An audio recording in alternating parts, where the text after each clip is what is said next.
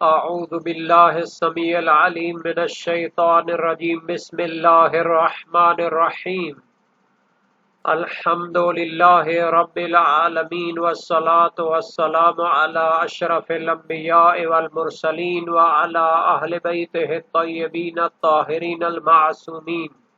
اما بعد عزیز طلبہ السلام علیکم ورحمۃ اللہ وبرکاتہ۔ امید ہے آپ سب خیریت سے ہوں گے۔ شرح المدوم کتاب حج درس نمبر 200 میں بذل زاد و راحلہ کی صورت میں حج واجب ہونے کی فروعات پر گفتگو ہونے والی ہے۔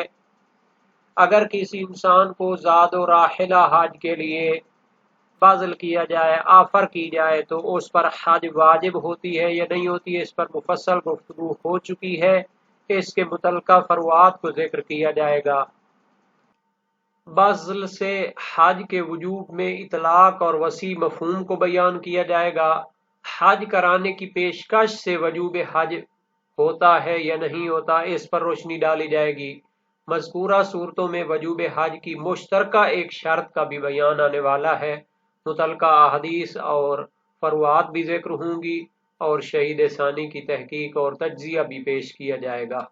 یہاں تک بذل زاد و راحلہ سے حج کے وجوب میں اطلاق کا تعلق ہے تو وہ اس حوالے سے ہے کہ بذل کے ذریعے حج واجب ہو جاتی ہے، چاہے خود مبذول لہو کو زاد و راحلہ دے دی جائے یا اسے حج کے لیے لے کر جایا جائے، یعنی اس کو کہے کہ یہ زاد اور راحلہ لے لو اور خود حج پہ چلے جاؤ، یا یہ کہے کہ آپ جناب علی تیاری کرو، میں آپ کو اپنے ساتھ حج کراتا ہوں، ہمارے ساتھ حج پہ چلے آؤ۔ دونوں صورتوں میں اس پر حج واجب ہو جاتی ہے۔ اور اس میں یہ بحث بھی ہوتی ہے کہ جب انسان کو کوئی دوسرا شخص حج پہ لے جاتا ہے تو پھر اس کی اپنی جو حجۃ الاسلام ہوتی ہے وہ شمار ہوتی ہے۔ اگر بعد والے سالوں میں وہ مستطیع ہو جاتا ہے تو اس پر دوبارہ حجۃ الاسلام کو انجام دینا واجب نہیں ہوگا، چونکہ وہ جو اس نے بذل کے ذریعے حج کی تھی وہ اس کی حجۃ الاسلام شمار ہوئی ہے، کیونکہ بذل کے ذریعے استطاعت حاصل ہو جاتی ہے جو کہ وجوب حج کی شرط ہے۔ جو حج اس نے انجام دیا ہوتا ہے وہ اس کا واجب حج شمار ہو جاتا ہے۔ تو عبارت کو دیکھتے ہیں۔ فرمایا وَلَا فَرْقَ بَيْنَ بَذْلِ الْوَاجِبِ لِيَحُجَّ بِنَفْسِهِ أَوْ لِيَصْحَبَهُ فِيهِ فَيُنْفِقَ عَلَيْهِ۔ بذل کے ذریعے حج واجب ہونے میں فرق نہیں ہے کہ اسے واجب خرچہ جو ہے وہ ادا کر دیا جائے تاکہ وہ خود جا کر حج کر لے، أَوْ لِيَصْحَبَهُ فِيهِ، یا وہ اس حج کے سفر میں اس کے ساتھ ہو، فَيُنْفِقَ عَلَيْهِ، اور جو اس کو آفر کرنے والا ہے وہ اس کے اخراجات کو ادا کرتا رہے اور اس پر خرچ کرتا رہے۔ تو جب بذل کے ذریعے اس کو دونوں طریقوں سے حج کرائے تو بہرحال اس کا حج شمار ہو جائے گا۔ فَلَوْ حَجَّ بِهِ بَعْضُ إِخْوَانِهِ، فرماتے ہیں کہ اگر اس کو بعض مومن بھائی اس کو حج کراتے ہیں، أَجْزَأَهُ عَنِ الْفَرْضِ، تو وہ اس کے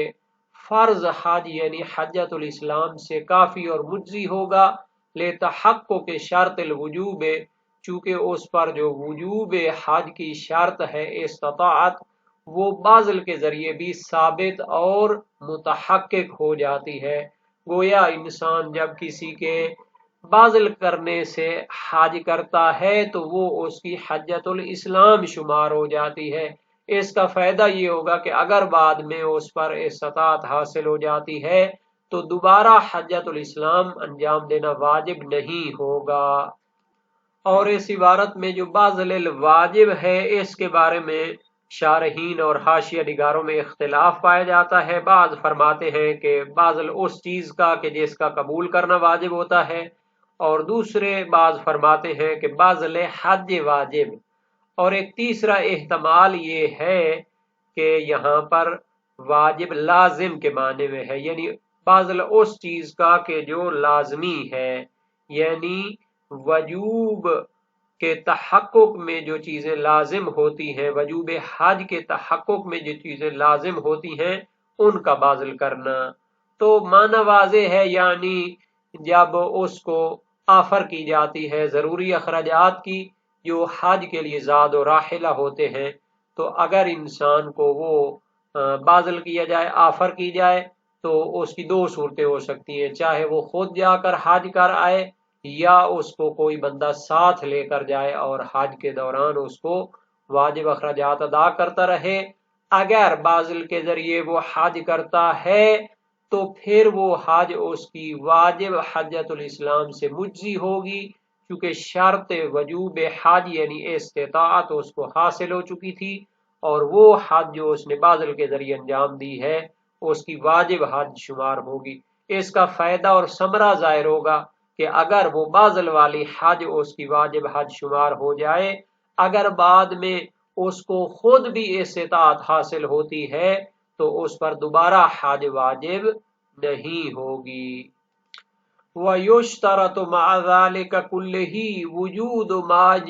يُمَوِّنُ بِهِ عِيَالَهُ الْوَاجِبِ النَّفَقَةِ إِلَى حِينَ رُجُوعِهِ، وَالْمُرَادُ بِهَا هُنَا مَا يَعُمُّ الْكِسْوَةَ وَنَحْوَهَا حَيْثُ يَحْتَاجُونَ إِلَيْهَا، وَيُعْتَبَرُ فِيهَا الْقَصْدُ بِحَسَبِ حَالِهِمْ۔ اس عبارت میں وجوب حج کی شرائط میں سے ساتویں شرط کو بیان کرنا چاہتے ہیں۔ پہلے مصنف نے 6 شرطیں بیان کر دی ہیں، یہاں پر ساتویں شرط یہ ہے کہ انسان کے پاس حج کے جو سفر کے اخراجات ہیں جیسا کہ زاد و راحلہ ہے، اس کے علاوہ ان لوگوں کے اخراجات بھی ہونے چاہیے جن کے نفقہ ان پر واجب ہو جاتا ہے، جیسے اس کی بیوی، اہل و عیال، بچے، ان کے اخراجات اس پر واجب ہوتے ہیں۔ ایسا نہ ہو کہ وہ جناب علی اپنا سارا مال و دولت جمع کر کے حج پہ چلا جائے، اس کے بیوی بچے بھوک پیاس کا شکار رہیں، فقر و فاقہ اور محتاجی میں چلے جائیں۔ تو یہ ساتویں شرط ہے وجوب حج کی کہ باقی شرائط وجوب حج کے ساتھ اس کے پاس حج کے دوران جب وہ حج پر ہوتا ہے اس کے بیوی بچوں کا خرچہ وافر مقدار میں ہونا چاہیے، ان کو وہ اخراجات دے کر جائے۔ ایسا نہ ہو کہ جناب علی خود حج پہ اور بیوی بچوں کو پرسان حال کوئی نہ ہو۔ اور ان کے اخراجات سے مراد فقط کھانے پینے کا سامان کرنا نہیں ہے، بلکہ ان کے کپڑے اور ان کے علاج کے اور ان کے تمام ضروری اخراجات ان کو دے کے جائے۔ پس اگر انسان کے پاس اتنا مال موجود ہو کہ وہ خود حج کے زاد و راحلہ کو پورا کر سکتا ہو، لیکن اپنے بیوی بچے اور اپنے جو خاندان کے خرچے ہیں ان کو پورا نہ کر سکتا ہو، تو اس شخص پر حج واجب نہیں ہوگی۔ لیکن اپنے خاندان اور اپنے گھر والوں کے اخراجات میں میانہ روی اور متوسط جو ہے ان کے اخراجات وہ ہونے چاہیے۔ یہ نہ ہو کہ اس میں اسراف اور فضول خرچی یا ان میں تنگی کرے اور کنجوسی سے کام لے، بلکہ متوسط جو اخراجات ہوتے ہیں وہ اگر موجود ہیں اور باقی شرائط حج بھی ہیں تو حج واجب ہو جائے گی، ورنہ پھر حج واجب نہیں ہوگی۔ عبارت کو دیکھیں، وَيُشْتَرَطُ مَعَ ذَلِكَ كُلِّهِ، یعنی سابقہ وجوب حج کی شرائط کے ساتھ ساتھ شرط ہے وجود ما یمون بہ عیالہ، اتنا سرمایہ موجود ہو جس کے ذریعے اپنے اہل و عیال کے اخراجات کو پورا کرے، الواجبی النفقۃ، جن کے نفقہ اور اخراجات کو ادا کرنا اس پر واجب ہو جاتا ہے، الی حین رجوعہ، اور اتنی دیر تک ان کے اخراجات کا سرمایہ اور خرچہ موجود ہو جب تک کہ وہ حج پر جاتا ہے، وہاں مناسک حج ادا کرتا ہے اور پھر واپس پہنچ جاتا ہے۔ تو جب واپس پہنچ جاتا ہے ظاہر ہے پھر یہ خود کمائی کر کے بھی ان کو دے سکتا ہے، لیکن جس دوران یہ سفر پہ ہے تو ان کے لیے وہ تمام اخراجات مہیا کر کے جائے۔ والمراد بہا ہونا ما یعم الکسوۃ ونحوہا، اور اپنے واجب النفقہ اہل و عیال کے اخراجات سے مراد یہ ہے کہ ان کے کھانے پینے کے علاوہ ان کے کپڑے، ان کے علاج اور دوسرے واجب اور لازمی اخراجات دے کر جائے، حیث یحتاجون الیہا، جن کی ان کو ضرورت پڑتی ہے۔ بچے سکول جاتے ہیں، ان کی فیسز ہیں، ان کے اخراجات ہیں۔ وَيُعْتَبَرُ فِيهَا الْقَصْدُ بِحَسَبِ حَالِهِمْ، اور ان کے اخراجات میں میانہ روی ان کے حالات کے مطابق میانہ روی معتبر اور شرط ہے، یعنی جتنا اس کے سٹیٹس کے لوگوں کے پاس اخراجات ہوتے ہیں اتنے میانہ طور پر ان کے اخراجات وہ دے دے تو وہی کافی ہوں گے۔ مع ذالک کلہ ہی میں، یعنی وہ شروط جو پہلے بیان ہو چکی ہیں وجوب حج کے لیے، وہ بلوغ تھی، عقل تھی، حریت، زاد و راحلہ، تمکن از مسیر کو ذکر کیا گیا تھا۔ تو یہ ساتویں شرط ہے کہ اپنے واجب النفقہ خاندان اہل و عیال کے اخراجات بھی اس کے پاس موجود ہوں، جس کے ذریعے ان کے کھانے پینے کا انتظام کر سکے، ان کے کپڑوں کا اور ان کے باقی واجب خرچوں کا اہتمام کر سکے اور انتظام کر سکے۔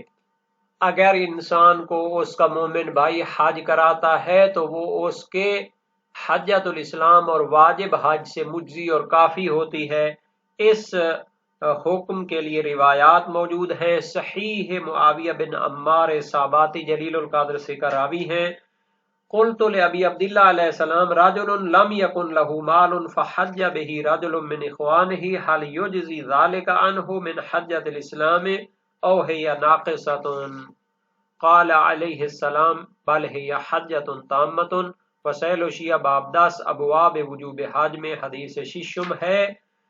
معنی یہ ہے کہ راوی کا بیان ہے، میں نے عرض کی امام صادق علیہ السلام سے ایک شخص ہے، اس کے پاس مال نہیں ہے لیکن اس کے مومن بھائی اس کو حج کراتے ہیں، کیا وہی حج اس کے حجۃ الاسلام سے کافی ہے یا یہ پھر اس سے کافی نہیں ہے؟ فرمایا